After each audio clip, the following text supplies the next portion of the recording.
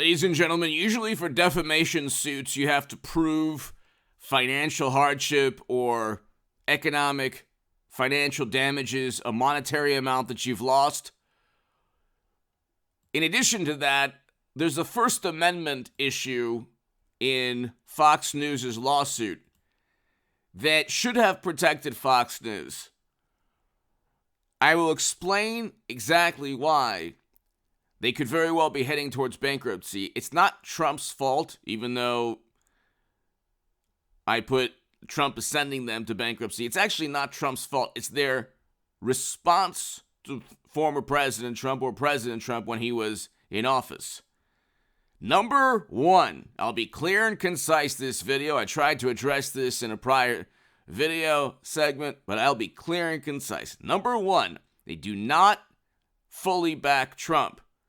Had they fully backed President Trump, they wouldn't be in this mess, and they wouldn't have to settle a $1.6 billion case with maybe $400, $500, $600 million.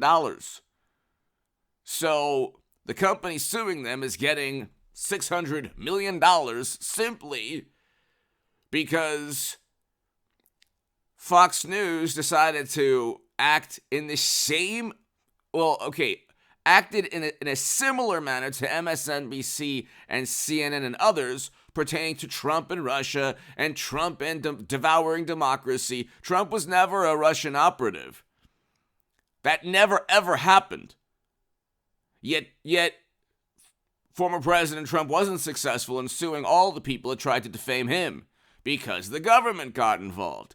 And the government leveled lies and baseless allegations against Trump. So, for example, BuzzFeed published the Steele dossier, completely false. Even Michael Cohen was suing BuzzFeed. But they got out of libelous, the libel and defamation suits by claiming, we were just reporting on what the government was doing. Because the government did utilize the Steele dossier, so BuzzFeed got out of those defamation suits. Okay? What the moral of the story here is that they're able to lie. Democrats, media, Hollywood, they're all able to lie about Trump. But if Trump says something that doesn't have absolute fact, and then Fox News repeats it, oh my God, it's the end of the world. Okay? So, for example, the Washington Post literally fabricated words, like literally made up words in a transcript, in an alleged transcript regarding the Georgia phone call. Then they just issued an apology, a sheepish apology, and then that was okay.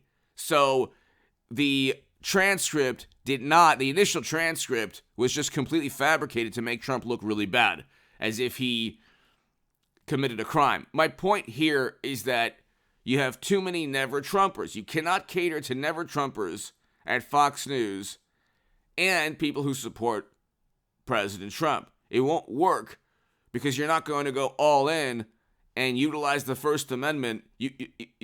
Number one, you can't focus on one specific corporation.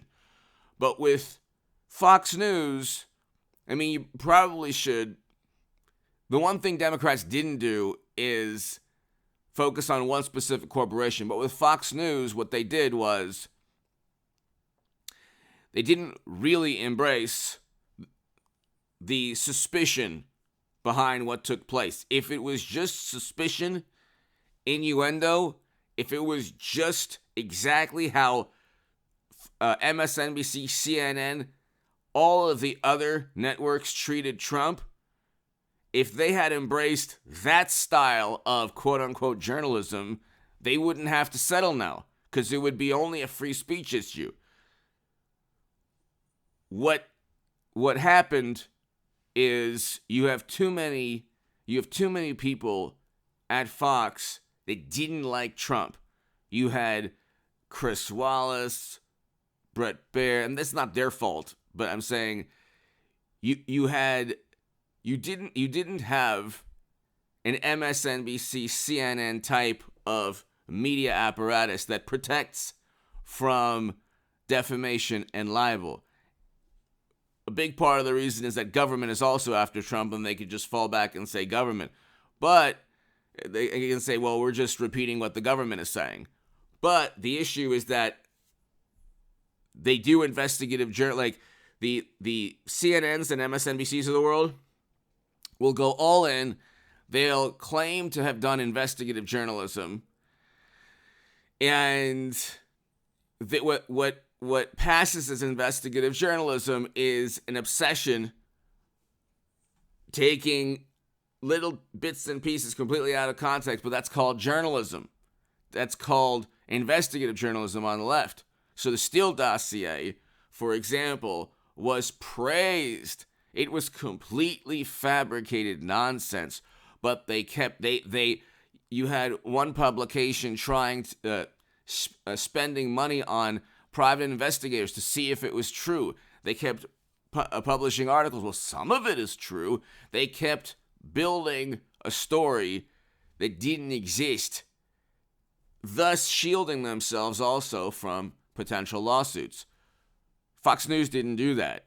They did not treat Trump in the manner that that CNN and MSNBC treats Biden. They were too much on the fence.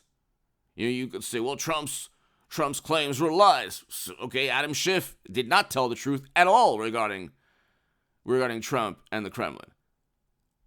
Ever.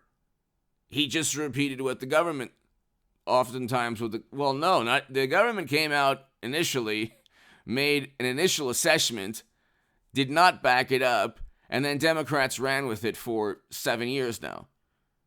So, there's a whole bunch of examples of lies told about Trump.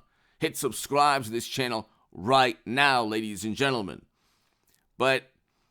And if you want, you can read my writing on The Hill, The Huffington Post, Salon, The Jerusalem Post, The Federalist, and other publications. Go to hagoodman.com. Become part of a newsletter at contactgoodman88@gmail.com. And also, the super thanks is below, and my Patreon is below. I'm trying to convey a pretty simple point.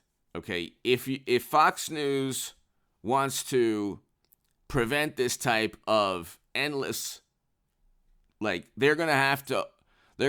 they don't change the manner they cover Trump, they're going to continually have to settle lawsuits for $800 million.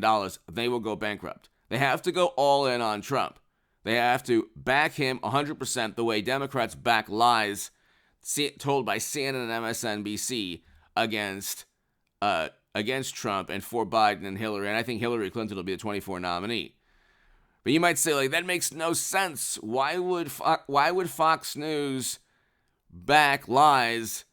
Why would Fox News knowingly back something that they can't defend?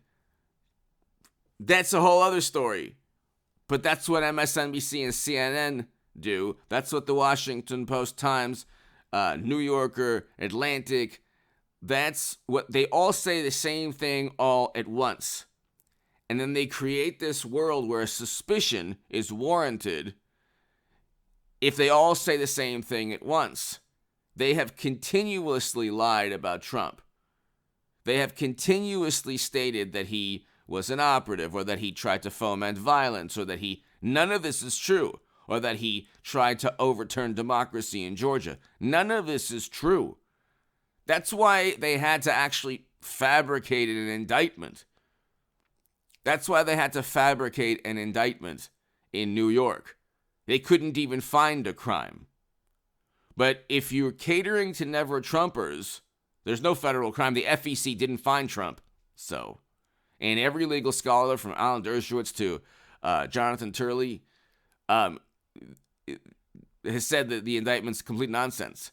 But if you're trying to cater to never Trumpers, and you're also trying to advocate Trump's viewpoint on a specific topic, you're always going to get sued, because you're not going to engage in any investigative journalism. You're not going to react in the same. You're not going to publicize the event in the same manner that CNN and MSNBC do when it comes to their political side, which shields them from lawsuits. Give me your thoughts below. Hit subscribe to this channel right